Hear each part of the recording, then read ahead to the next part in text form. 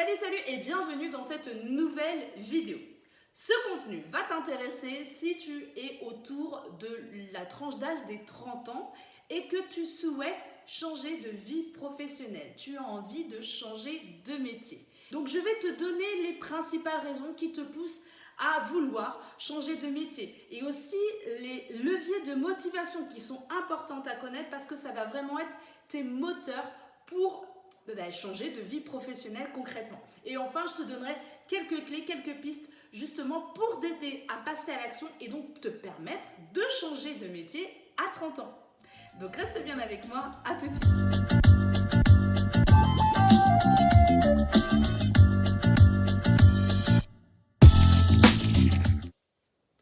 Même s'il n'y a pas d'âge pour changer de métier et même si on peut le faire plusieurs fois dans notre vie si on a envie, à l'âge des 30 ans, autour des 30 ans, les critères, les facteurs sont différents à 40, 50 ans, etc.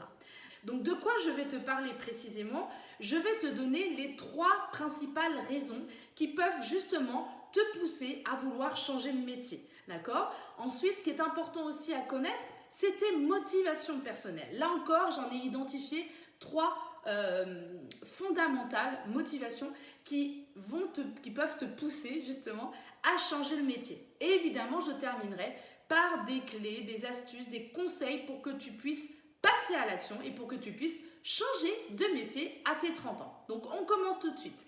Les raisons qui te poussent à vouloir changer de métier. D'abord, et ça, peu importe le contexte, peu importe l'âge, c'est le contexte du travail, l'environnement dans lequel tu évolues, les conditions de travail, etc. Donc, ce qui peut se produire, même si tu démarres dans ta vie active depuis très peu de temps, il peut s'avérer que tu t'ennuies au travail. Tu te rends compte que le travail dans lequel tu évolues, il y a une forme de routine qui ne te convient pas, qui t'a peut-être pas convenu non plus depuis le début. Il peut y avoir aussi une forme d'inutilité, de ne pas comprendre pourquoi, en tout cas de ne pas cerner à quoi servent tes missions au sein du poste, au sein de l'activité dans laquelle tu évolues. Et puis malheureusement, il y a aussi ces conditions qui peuvent être pesantes, en pression, le fait d'être dans l'immédiateté, dans l'urgence perpétuelle, il peut amener effectivement du burn-out et des dépressions.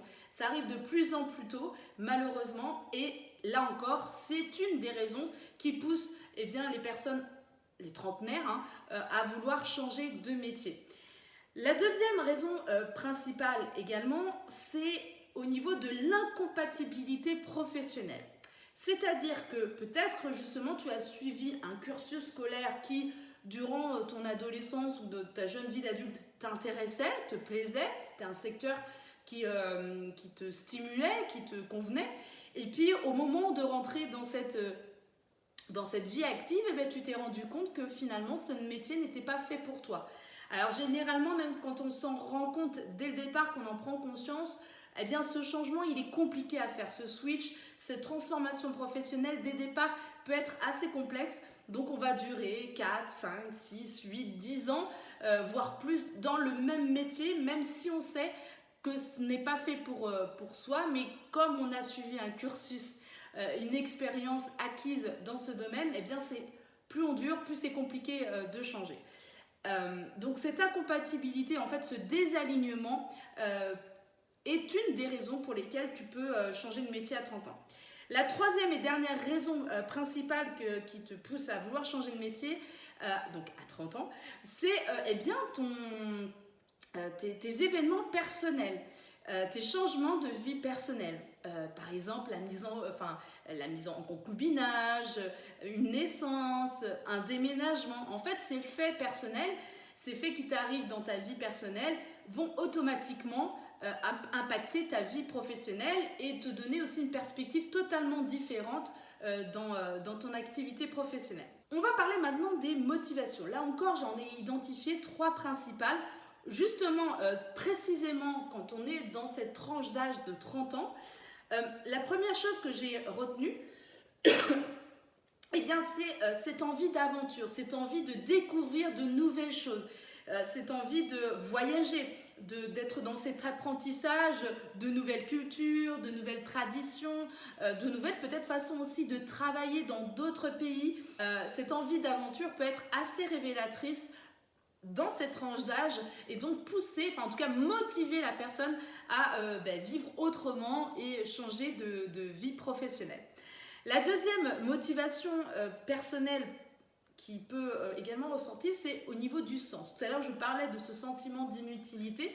Eh bien, c'est totalement lié à ça. On peut aussi, à ce moment-là, vouloir mettre un peu plus de sens dans son travail, de vouloir contribuer à un monde meilleur, à une société plus positive. Et donc ça, c'est une motivation aussi très importante et c'est un facteur de bien-être et d'épanouissement dans la vie professionnelle et personnelle. La troisième motivation, c'est se dire c'est maintenant ou jamais. C'est-à-dire voilà, j'ai 30 ans, j'approche la trentaine ou j'ai un petit peu plus de 30 ans. Si je ne le fais pas maintenant, je ne le ferai jamais. Donc c'est un peu cette j'y vais, j'ose, sinon je ne le ferai jamais, je regretterai, j'aurai un manque de fierté, je serai toujours dans cette manque d'accomplissement par rapport à cette envie que je veux dans ce changement de métier ou dans ce projet que j'ai déjà imaginé en amont. Donc c'est le maintenant ou jamais à cet âge-là peut être véritablement un moteur pour pouvoir passer à l'action.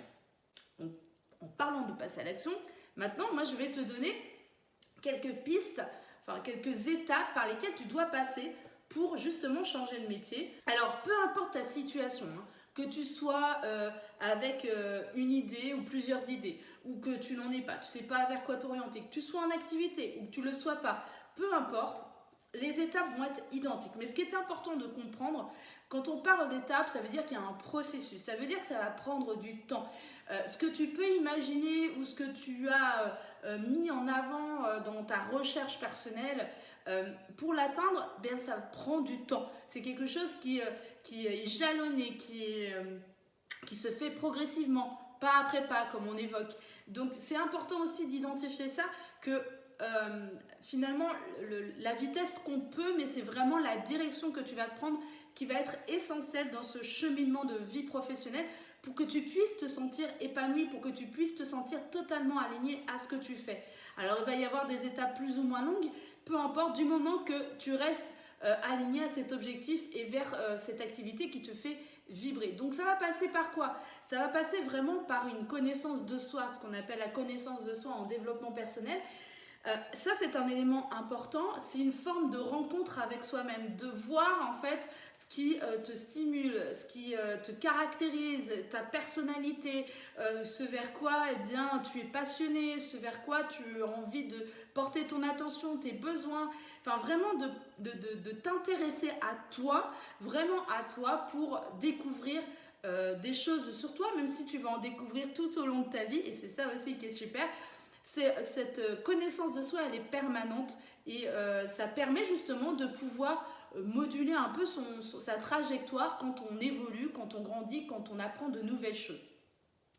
Donc vraiment, ça passe par des questionnements, par des réflexions, ça passe aussi par l'exploration, par de l'immersion aussi. Rien ne t'empêche de tester des métiers qui te paraissent intéressants, qui peuvent te convenir et de voir si réellement, dans la réalité du terrain, eh bien, ça correspond à ta personnalité, à ton contexte de vie au moment où tu le fais. D'accord? Donc il y a aussi cette forme d'immersion. Enfin, vraiment, il y a des étapes très très importantes qu'il ne faut pas déroger parce qu'on a cette envie. Quand on a cette envie de changer de métier, on a envie que ça aille vite, qu'on arrive au résultat, mais ça prend du temps, mais ça ne veut pas dire que tu ne fais rien. Ça veut dire que tu progresses et que tu peux justement exercer une activité qui soit en lien avec ton objectif final et petit à petit, tu jalonnes, tu avances vers cet objectif professionnel. Alors évidemment, comme c'est un travail sur soi, un travail avec une recherche, une connaissance de soi, une découverte sur soi, une rencontre avec soi, j'aime bien aussi ce terme-là, eh bien ça peut être assez complexe parce qu'on peut très vite se confronter à des blocages internes, à des doutes, à des remises en question, au regard des autres qui peut être pesant et qui nous empêche d'avancer. Donc c'est vrai qu'un accompagnement extérieur est vraiment un facteur de réussite moi-même, pour l'avoir vécu dans mon cheminement professionnel, dans ma nouvelle voie professionnelle, je sais que sans ça, ça aurait été beaucoup plus compliqué. Je ne sais même pas si je serais arrivée au résultat final. Donc je sais l'importance que ça de pouvoir être accompagné quand il y a un coup de moins bien, quand on se pose des questions, quand on a un manque de confiance en soi, quand on a envie de faire demi-tour, quand on a l'impression de se tromper, enfin bref, quand on est dans des schémas mentaux qui nous freinent dans notre élan de changement de vie de professionnel.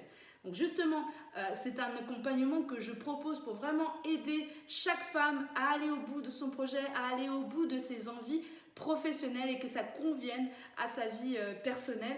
Donc si ça t'intéresse qu'on échange sur ta situation, sur comment tu perçois ce changement de métier, n'hésite pas à me contacter, à prendre rendez-vous avec moi. C'est gratuit, c'est sans engagement et ça peut vraiment te permettre de passer à l'action, en tout cas de débloquer certaines choses dans ta situation pro.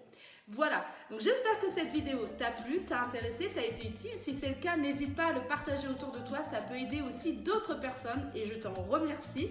On se retrouve dans une prochaine vidéo. D'ici là, prends bien soin de toi. Salut, salut!